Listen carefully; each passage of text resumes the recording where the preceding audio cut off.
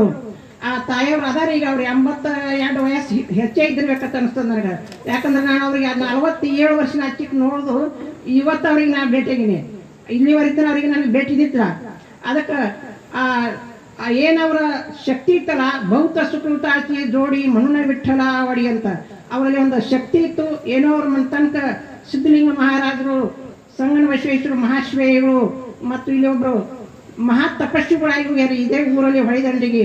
ಅಂಥವ್ರು ಎಲ್ಲ ಶರಣರದು ಸಂತರದು ಅವ್ರ ಮ್ಯಾಗ ಆಶೀರ್ವಾದ ಇತ್ತು. ಅವ್ರ ಅಂಥ ಒಂದು ನಿಜವಾದ ಒಂದು ಭಕ್ತಿದಿಂದ ಸತ್ಯದಿಂದ ಗುರುಪಾದಕವನ್ನು ಅವರು ಸೇವಾ ಮಾಡಿದರು, ಸತ್ಯದಿಂದ ನ್ಯಾಯ ನಡೆಸಿದ್ರು. ಅಂತ ಗುರುಗಳ ಆಶೀರ್ವಾದ ತಗೊಂಡಿರು. ಅದಕ್ಕೆ ಈ ಮಂತ್ರಾಂಡಗಳಿಗೆ ಒಂದು ಪುಣ್ಯವನ್ನು ಉಳಿಬೇಕಾಗ್ಯದ. ಅವರ ಮಗ MLA 3 ಸಲ ಆದ್ರು ಅಂತ ಅವ್ರು ಹೇಳಿದ್ರು.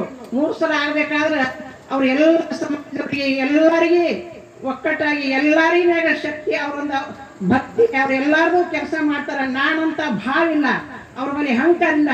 ದೇಹ ಅಭಿಮಾನ ಮಹಾಪಾಪಂ ಜ್ಞಾನವೇ ಮಹಾಪುಣ್ಯತ. ಅದಕ್ಕೆ ಅವರಲ್ಲಿ ಒಂದು ಜ್ಞಾನದ ವಿಶಾಲವಾದ ಭಾವದ ಎಲ್ಲರೂ ನನ್ನವರನ್ನಂತ ಒಂದು ಶಕ್ತಿ ಅದ. ಆ ಶಕ್ತಿ ಅವರಲ್ಲಿ ಕೂಡಲಿ ಬೆಳೀಲಿ ಅಂತೇಳಿ ಸಂಗನ ಬಸವೇಶ್ವರ ಮಹಾಶಿವೆಗಳು ಮತ್ತು ಲಚ್ಚಾನ ಸಿದ್ಧಲಿಂಗ ಮಹಾರಾಜರು ಅವ್ರ ಮ್ಯಾಗ ಆಶೀರ್ವಾದ ಮಾಡಿ ಅಂತ ಹೇಳೋದನ್ನ ನಾವು ಮಾಡ್ತಾ ಮುಗ್ತಾ ಇದ್ದೀವಿ.